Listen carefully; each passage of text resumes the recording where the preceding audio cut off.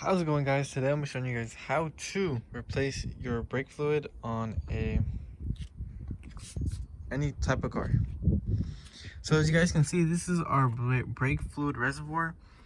From the outside we can see that the fluid is actually quite black, and for brake fluid you definitely don't want it to be black. As you can see, it is really black in there. It looks more like engine oil than anything. So that's when you know you should definitely change it. If anything, the brake fluid should be in a clear or a very light brown. So we're gonna bleed it out today. We're gonna flush out the whole system and basically show you how to do a brake system flush. So a few things you're gonna need is a bottle, 2 people, or if you want, you can buy one of these one-man check valves, basically, so it allows air to go past here, and once it goes past it can't go back in. And obviously a bottle to drain and some penetrating fluid, depending on what car you do it on. This is an older car. Even if it wasn't an older car, I would recommend still using this penetrating fluid, just because these bleeder valves do leak frequently. Do break quite easily. But anyway, we're gonna want to start with the right rear tire. As you can see, we're at the right rear, and there should be a type of screw or cap. As you can see here, this one has a cap, and if we look right there, it's a little nipple. And what we want to do is spray some penetrating fluid right there. Not that much, just a tad bit, and go around and do that on every single tire and let it soak for a few minutes. Here we are at the other one, same thing, just spray it down. Not that much is needed. Make sure not try to get it on the disc, just because we want the actual brake surfaces clean. So as you can see, I hit it really on the backing plate and it just drips down. Okay, so after we have the brake bleeder screws soaked in penetrating fluid, we want to first empty out the reservoir. We want to empty it out as much as possible using either a turkey baster. I have this vacuum that actually collects it right here, just to show you guys how dirty it is. But you can use anything to suck it out, just anything to really suck out the fluid. So here we go, we're sucking it out, and as you can see, it's like really dark gray. And you definitely don't want that as brake fluid, because that means it's already old and it's absorbed already enough moisture, and it's not really doing its job. As you can see, that's very dark. And I'll show you guys right now what clean brake fluid looks like. Okay, so we drained out most of the fluid. As you can see, it's pretty much empty in there. There is residue on the bottom, but that will usually flush out. Most of the cylinders are going to have a sort of a separate container like this one does. You can't really reach to it. That's a safety feature, but that will flush out as well once we start flushing out the whole system. But all of them are going to have at least a little bit still stuck in there. Just make sure not to press on the brake pedal, or else you will get air in the system. So now we're going to top it off with new brake fluid, some fresh brake fluid. It doesn't really matter what it is. Most of them will use .3 unless you have a performance vehicle, then obviously use .4. And try not to get this on your paint, just because it will eat your paint away. But as you can see, the new brake fluid was a lot more clear. It is still a little bit yucky in there, but once we start flushing it out at least once or twice, it will start clearing up. So that's a before right there. You can see it's still pretty black. But now we're gonna put the cap back on and clean this residue right here of the brake fluid and down there, just so it doesn't start eating away the paint.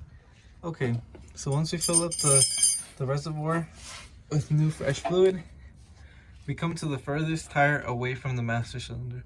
So the master cylinder is actually in the front left over there. So we come to the furthest tire away from it, which would be the rear right, or passenger rear. So now what we want to do is look for a wrench that fits on that nipple right there, that bleeder valve. Let's see if it's this one.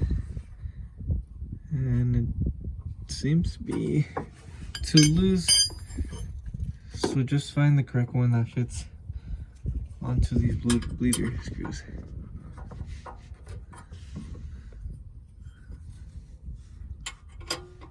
gonna cut this out. Right. Alright, you can see it broke loose. And I believe it didn't break. Yeah, it's not broken, so we're good.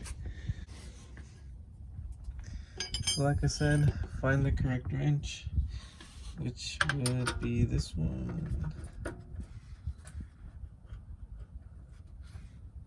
Yeah, which would be this one. Wiggle it a few times. Get your bleeder hose with your bottle and connect it right there.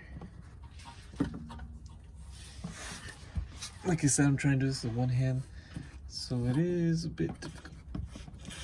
And there we go. Make sure it's nice and tight on there. Just like that. You can see it's right over.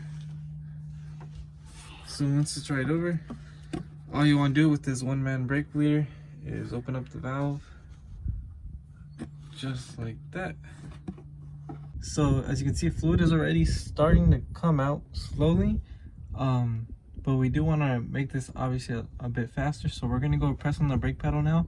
We're going to pump it a few times until this line right here is clear of dirty brake fluid, basically. So I'm going to put the camera down so you guys can see. Alright, so here we go. I'm going to go pump it right now. Let's see how it goes.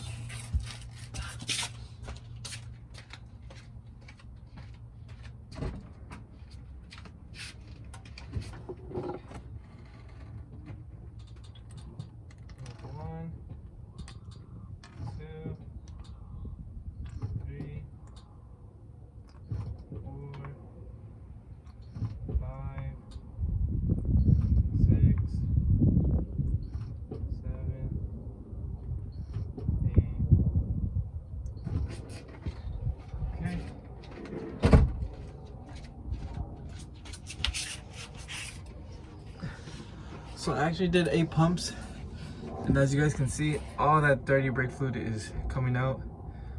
So it doesn't look quite clear yet, so I believe we're gonna keep doing it. We're gonna keep doing it until it does finally get clear fluid coming out.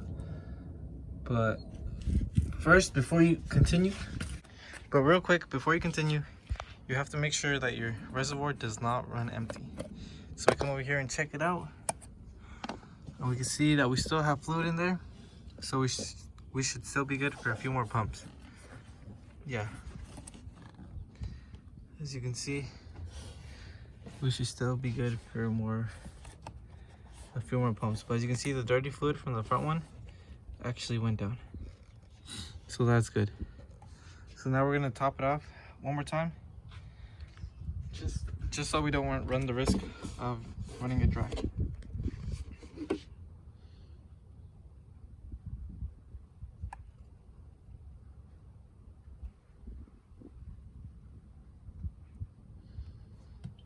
There we go.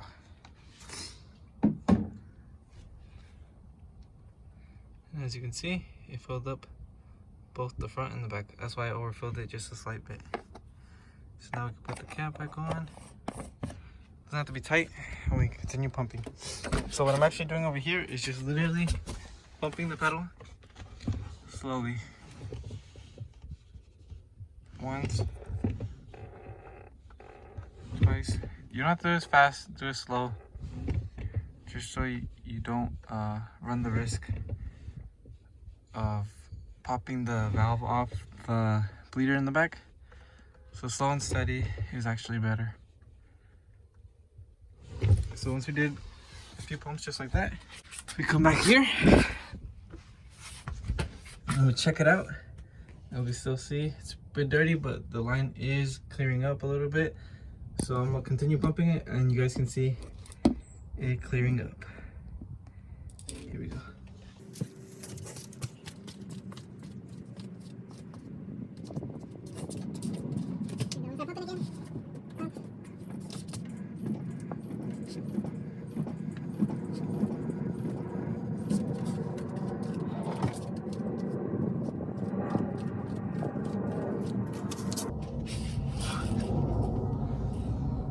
thick. That should just be enough. All you basically want to do now is just repeat the same process, going from the furthest cylinder away. So right rear, left rear, front right, and the one right next to the master would be the driver front. So that's it. Just keep doing that same process, loosening the bleeder screw, putting that on, pumping it a few times until it comes out clear. So yeah, thanks for watching. See you guys next time.